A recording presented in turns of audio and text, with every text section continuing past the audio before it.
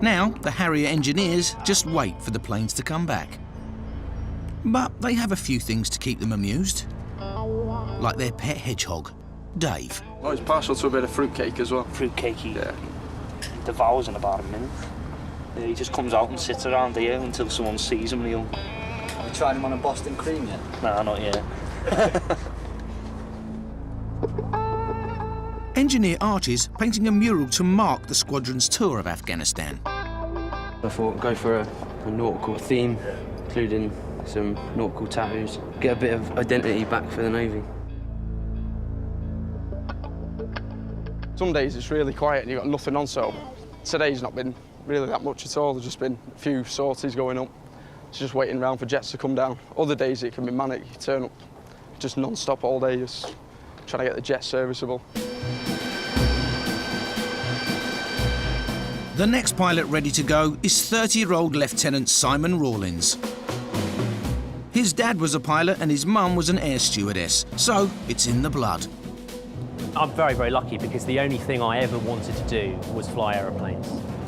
Flying Harrier is pretty cool, to be honest with you. I really, really enjoy it. And there's an expression that pilots use that your worst day in the air is always better than your best day on the ground, so I tend to subscribe to that.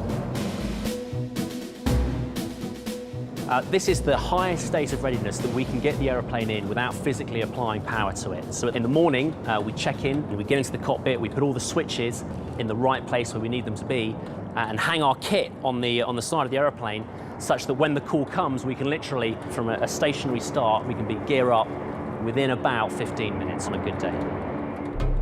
The Harriers carry a seriously scary payload. The GR7 that we've got here, we've got 1,000-pound laser-guided bombs, so it has a fairly devastating effect on the ground.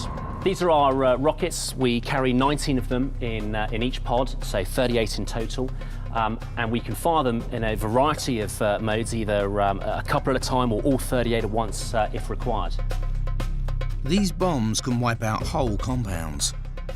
First question they ask you when you join the Navy is, would you be prepared to push the button?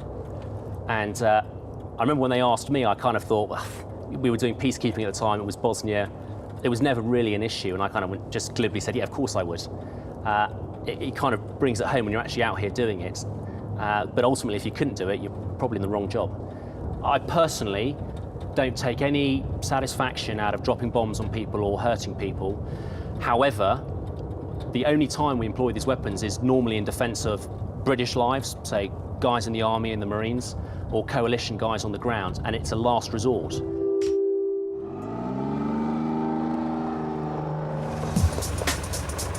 At the other side of the camp, Faye Nunn's part of the 12-strong RAF armourers team. She works at the bomb dump. With so much weaponry on base, it needs to be stored somewhere away from the main camp. This is basically where we keep all the bombs that are built up, ready to go over to the squadron. We build the weapons from scratch, basically. We put them all together. People are quite shocked a lot of the time, probably mainly because obviously I'm a girl, so it's not really a sort of female-orientated job. She's the only female RAF armourer in Kandahar, and it makes a change for the rest of the lads. I think they quite enjoy having a girl around most of the time, so yeah, it's good. It's good fun. It's good fun. I do miss a bit of female company every now and again. Some people find it quite exciting, some people find it quite disgusting in a way, you know. There's been occasions when you tell people what you do for a living and they don't seem too impressed about it, but at the end of the day, saving lives, really, in a way. I know in a way we're killing people, but it's our troops that are on the ground and we're going in supporting them and, saving their skin, basically. At the bomb dump, Faye's had a call to head to the airstrip with replacements in case Simon drops his load.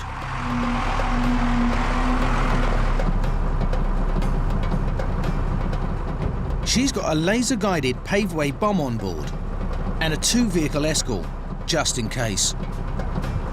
Probably take us about half an hour to get over there. Quite a lot of the time you're having to pull off every couple of minutes because there's a C-17 or a TriStar, which is a bit daunting at first. So that's what scares me about driving down a taxiway with a bomb on the trolley showing behind you, and then you've got this massive Herc just coming at you. I'm not going to play chicken with a Hercules.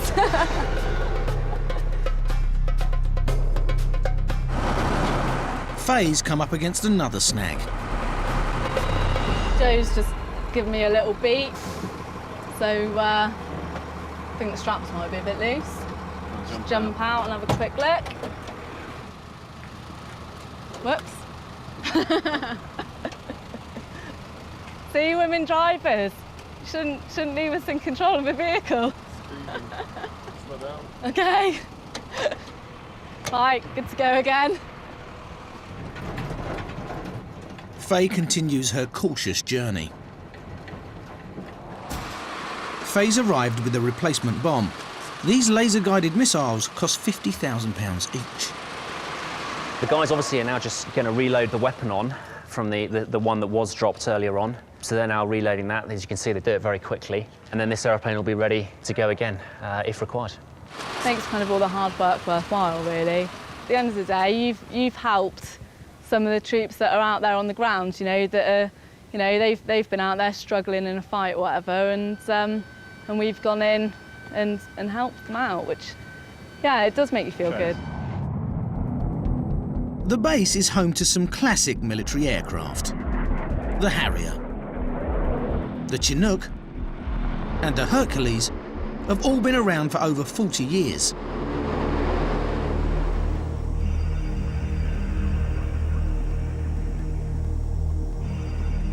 But there's a new kid on the block. The RAF's latest addition to its fleet, the Reaper. It's an unmanned aerial vehicle, or UAV, a remote-controlled warplane that's operated from the ground by a real-life pilot.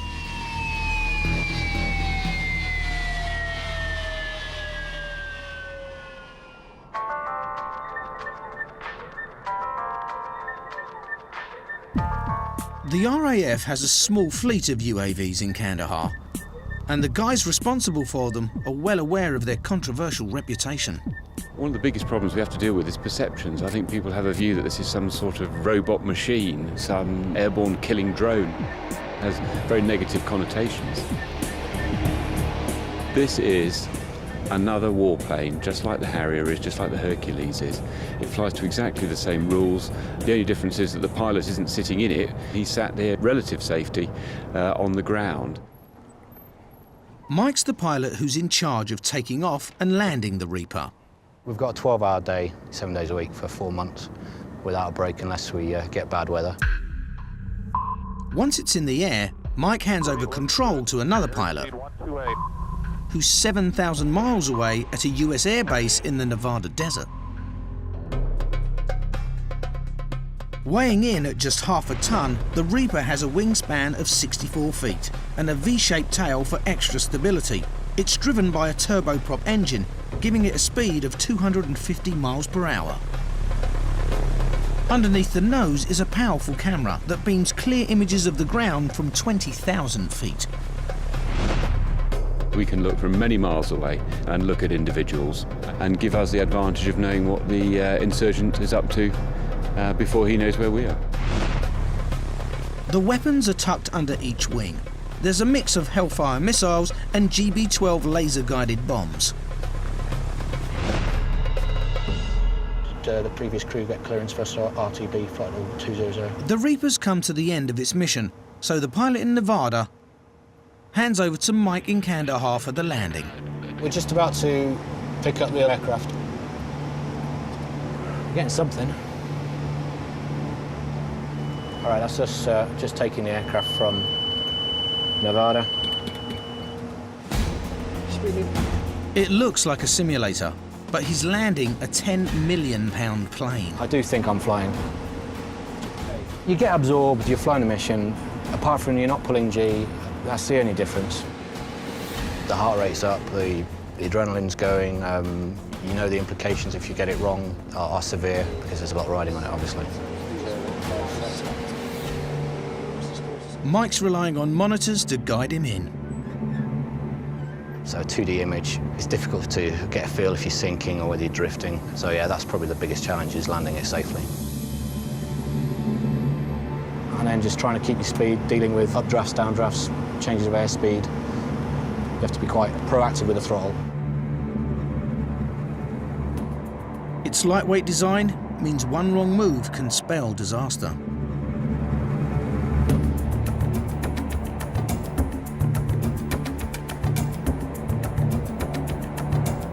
It's really unforgiving. The accidents that have happened, they haven't looked too dissimilar to a normal approach, and then suddenly you're in trouble. That's why we're so apprehensive every time we're on the approach.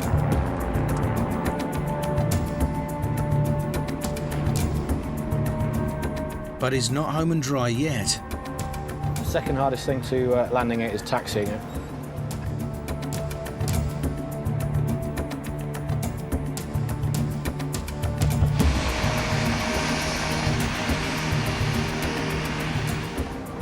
And that is it.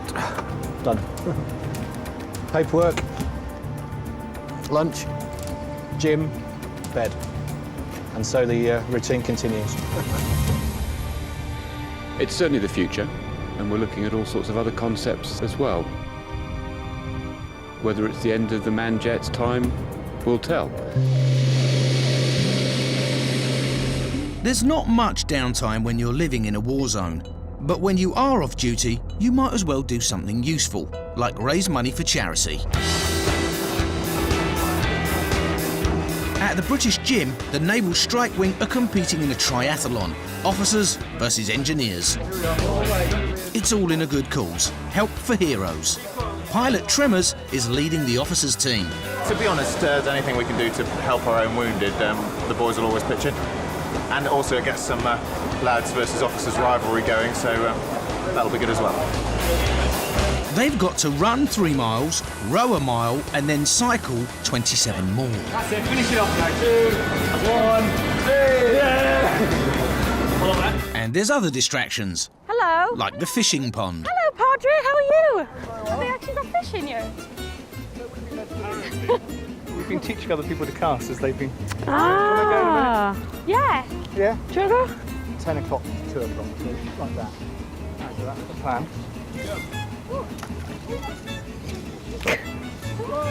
Not really good at this. You'll feel it. The rod really... Oh, that wasn't very good, was it? Catch our lunch. Hope you catch something soon. But there's one thing Kate is good at, and that's shopping. Today's market day, where the local Afghans sell their goods. Hiya. You're right.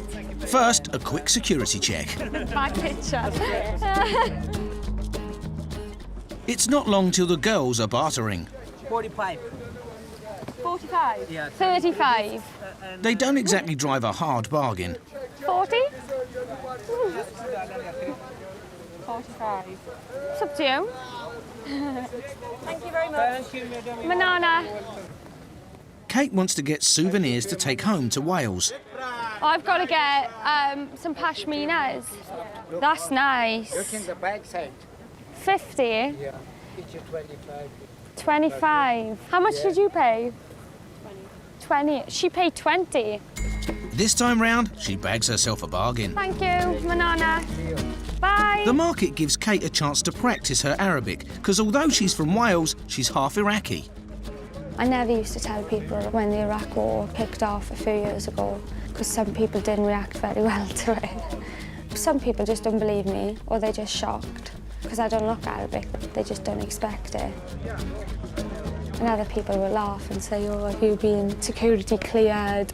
It's just a good laugh, just banter and things. How much are these? 5 for 10. The market is the only chance most of the troops get to mix with the locals. How old is he? 6. Oh, my little brother's 7. Thank you. Thank you, Banana. I think it's good for the locals because even though it's cheap, you know, like $5 for $10, how many people in Afghanistan's going to have $10 to spend on pashminas? There's not. They're really, really nice people out here. They're so friendly. He's lovely. How much for him? I don't. The whole war thing's hard, really, because I don't think my view on it has changed from when I come out here to now. I don't know how much I really, even still being out here now, how much I actually agree with us being here, but we are, so you've just got to do what you've come out here to do. I think maybe it'll improve, and then we'll come out and it'll just go back to how it was again, because people have tried to do it so many times before we have.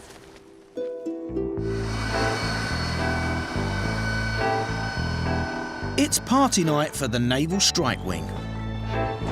They're celebrating one of the most important dates in the Navy calendar, the Battle of Taranto, when the Royal Navy launched the first all-aircraft naval attack in history on the Italian fleet in Taranto Harbour in 1940. Harrier pilot Tremors is hosting the show. What we're going to have tonight is a lads versus officers with a few guests as well, sort of Taranto. It's a knockout, as it were, with various events designed around the battle. So they're all themed games, but essentially it's just an opportunity for the guys to unwind. First, the officers get dressed up to tell the lads the story.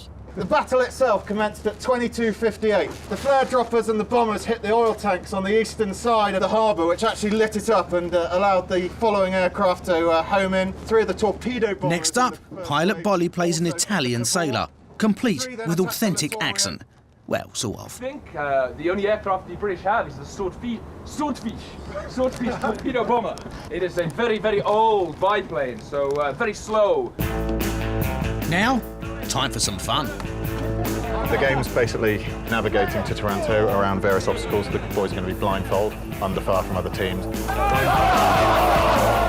Believe it or not, there's no alcohol on base, so they're doing this stone cold sober. Right, the final game of the evening is a reconstruction of the battle itself. You have 30 seconds starting now.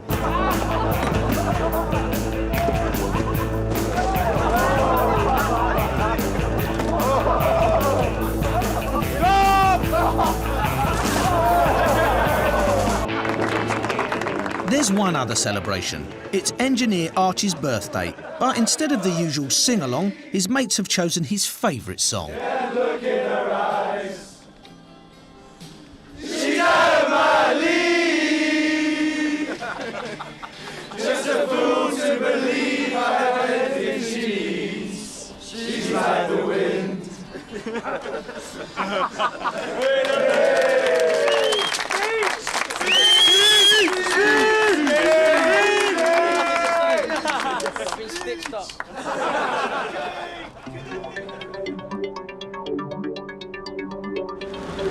Admin clerk Kate Aziz has good reason to celebrate. Her time in Afghanistan has come to an end. Got told a few hours ago that I'm on tonight's flight, so I'm just packing, getting my stuff sorted. Oh, I didn't even know where to start though, because I've got so much crap. Loads of stuff for my family in here, and t-shirts and things for them, perfume, stuff off the market. So they'll have something from Afghanistan. To mark every soldier's tour at Kandahar Airfield, they're awarded a NATO medal. SECs took part in the Help for Heroes charity cycle, helping raise £2,000 sterling for a worthwhile and developing cause. So it returns to RAF Hornington on the 24th of November. SECs. Everything is so full on out here that getting back and having time to relax and things like that, I think that's going to be strange. Lovely, thank you. When you get in, locked in, and they are getting closer than what they were when I first got out here, and now people are getting hurt, and they seem to be a bit more on target. It is a bit worrying, so I'll be glad to get away from that. You can just go to bed knowing that you're going to wake up and everything's going to be the same in the morning.